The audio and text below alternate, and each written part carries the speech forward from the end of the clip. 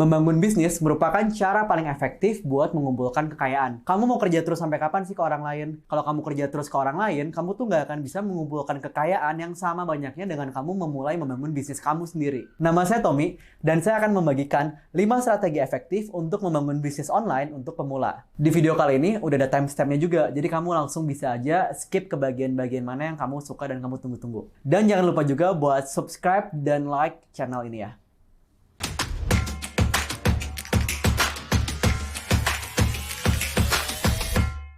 Di channel ini, saya akan banyak membagikan ilmu gratis buat kamu yang pengen belajar entrepreneurship, marketing, dan creativity.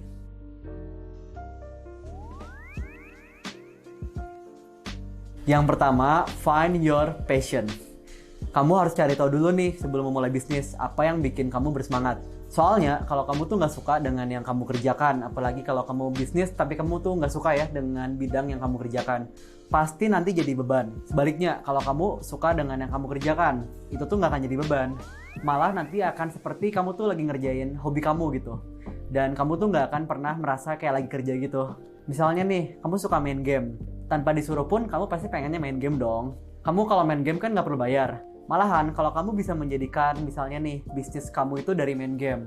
Kamu tuh bisa main game dan dibayar. Cuman kan kalau kayak gini, kelihatannya kayak kurang produktif ya kalau kamu main game terus. Jadi supaya kamu lebih produktif, kamu tuh harus cari emang pekerjaan yang mau kamu kerjakan sebagai bisnis itu, emang yang dari hobi-hobi kamu gitu. Jadi kamu tuh nggak akan buang-buang waktu mengerjakan hal yang cuman sia-sia doang dan nggak menghasilkan uang. Kenapa nggak coba pakai waktu yang kamu emang biasa kamu kerjakan itu bikin sesuatu yang lebih produktif dan bisa menghasilkan uang. Contoh lainnya nih, misalnya kalau kamu emang suka makan, kamu bisa juga berbisnis di bidang kuliner. Tapi kalau kamu misalnya kamu nggak punya passion di bidang makan, kamu nggak suka makan, nanti malahan kamu jadi beban gitu kalau kamu emang sengaja maksain pengen berjualan makanan. Jadi intinya, supaya kamu bisa terus bekerja tanpa berasa lagi bekerja, kamu tuh harus kerjain yang benar-benar kamu suka. Cari yang passion kamu tuh di mana, hobi kamu tuh apa sebenarnya. Sehingga nanti yang kamu kerjakan itu berasa lebih ringan dan kamu tuh bisa maju secara lebih cepat. Yang kedua, tentukan target market. Nah, mungkin pertanyaannya adalah kenapa pilih target marketnya duluan? Atau pilih produknya duluan gitu. Kalau menurut saya pribadi sih sebaiknya kalau kamu pengen mulai bisnis itu pilih target marketnya duluan, bukan produknya ya. Karena kebanyakan bisnis tradisional atau bisnis konvensional itu biasanya mereka kalau memulai bisnis pilih produknya terlebih dahulu. Dan kebanyakan dari kita kalau kita mulai bisnis kita pilih produknya duluan, itu tuh biasanya kecenderungannya adalah kita pilih produk yang kita suka gitu, secara nggak sadar. Bukan yang kira-kira orang butuhkan. Jadi biasanya kita tuh pilih yang apa sih yang kita suka, nah itu apa yang kita kerjakan produknya ya. Ini tuh bisa menimbulkan namanya bias atau yang disebut dengan prasangka. Karena kita tuh nentuin produknya berdasarkan selera pribadi kita yang kita suka. Resikonya apa? Resikonya customer atau orang-orang nanti yang calon pembeli kita itu belum tentu punya selera yang sama dengan yang kita suka. Karena kan nggak semua yang kita suka itu orang lain juga suka gitu. Misalnya, saya tuh nggak suka makan durian. Karena menurut saya itu baunya aneh ya kalau durian. Dan karena menurut saya baunya aneh dan menurut saya nggak enak, jadi kalau orang yang berjualan durian itu pasti nggak laku. Padahal kan nggak juga ya. Banyak juga sekarang bisnis durian itu yang kekinian yang laris banget gitu. Jadi yang perlu diingat adalah nggak semua barang atau produk yang kita nggak suka, orang lain pun nggak suka. Dan begitu pun sebaliknya, nggak semua barang yang kita suka, orang lain pun bisa suka gitu. Jadi menurut saya itu penting banget kita menentukan target market dulu di awal, siapa sih sebenarnya orang-orang yang mau kita kejar gitu. Orang-orang yang mau kita tawarkan produk kita. Cara paling gampang nih, misalnya ya, buat kamu yang masih sekolah dan kamu pengen jualan nih ke teman-teman kamu. Misalnya kamu masih sekolah SMA gitu ya. Terus teman-teman kamu perhatiin, teman-teman kamu tuh semuanya suka sering jajan beli snack. Nah, kamu bisa mulai dari sana dulu nih. Kamu lihat nih sekeliling kamu itu ternyata teman-teman kamu suka kalau jajan tuh beliin snack. Nah, kamu bisa juga tuh mulai dari sana, kamu targetin teman-teman kamu yang emang senang jajan snack. Kalau kamu mulai dari teman-teman terdekat dulu, dari sesuatu yang dekat, itu jauh lebih gampang dan kita tuh jauh lebih gampang nanti buat riset market ke depannya. Nah, sesudah kamu menentukan yang namanya target market, kamu udah tahu nih, misalnya kamu pengen jual ke teman-teman sekolah kamu yang suka jajan snack. Berikutnya kamu bikin yang namanya tuh customer persona atau yang disebut dengan target market ideal kamu. Misalnya kamu tadi udah tahu ya pengen jualan snack ke teman-teman sekolah kamu yang emang seumuran sama kamu. Nah, berikutnya kamu harus riset lebih jauh lagi.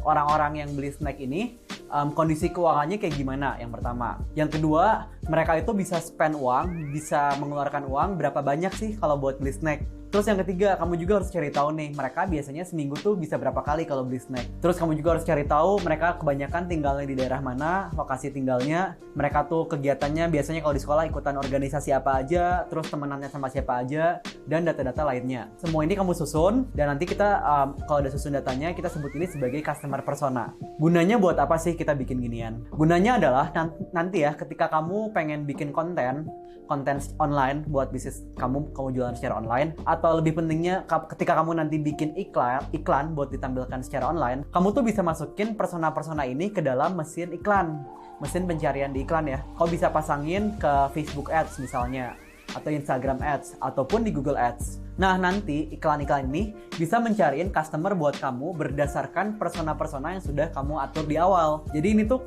bedanya ya ketika kita berbisnis online dan berbisnis offline gitu. Power of bisnis online itu kamu bisa menentukan persona-persona dari target customer kamu, dan nanti biarkan iklannya itu yang cari sendiri customer buat kamu. Lebih gampang kan? Makanya penting banget buat tentukan target market di awal dengan sedetil mungkin. Misalnya kamu pengen jualan snack pedas gitu, tapi kamu nggak mau dong selamanya kamu cuma jualannya tuh snack pedas doang. Nah, sebaiknya kita tuh pilih kategorinya itu snack aja gitu. Jadi bukan snack pedas. Kalau snack pedas itu produk, snack itu kategorinya. Nanti ketika kamu bisnis snack pedasnya ini berkembang, kamu kedepannya itu bisa jual snack lainnya gitu. Misalnya kamu jual snack yang terbuat dari sayur-sayuran, atau snack yang terbuat dari buah-buahan, macam-macam deh pokoknya.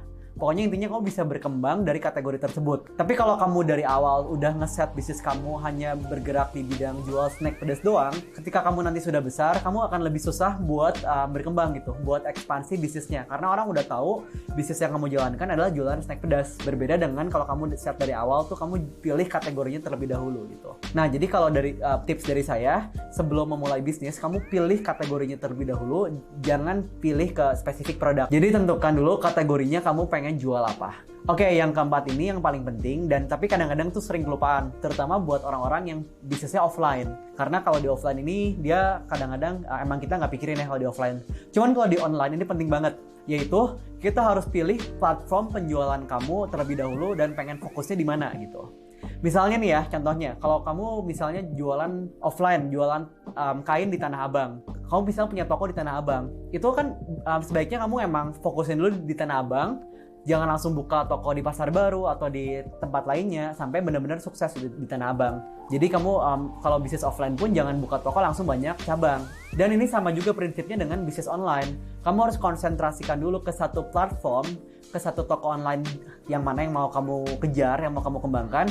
Baru nanti setelah bisnis kamu jalan, kamu bisa mengincar platform-platform lainnya gitu. Jadi kamu harus konsentrasi dulu ya ke satu platform, baru nanti kamu bisa berkembang ke platform lainnya. Jangan langsung di awal tuh langsung dihajar semuanya. Platform ini diambil, platform A, B, C, D, semuanya kamu masukin. Karena nanti kamu bakal nggak akan fokus dan kamu akan susah buat menentukan nih kira-kira penjualan paling bagusnya di mana. Kamu bakal bingung sendiri gitu. Misalnya nih platform sekarang kebanyakan orang tuh jual di marketplace atau di sosial media. Ada Instagram, TikTok, ataupun di website, ataupun marketplace. Kamu bisa jualan di Shopee, di Tokopedia. Itu ada banyak. Saran saya tentukan dulu satu tempat, satu aja yang pertama yang kamu mau kembangkan, yang kamu mau fokusin mau jualannya di mana. Soalnya itu tiap platform itu beda-beda cara mainnya ya. Beda-beda cara jualannya, dan beda juga karakter dari penggunanya.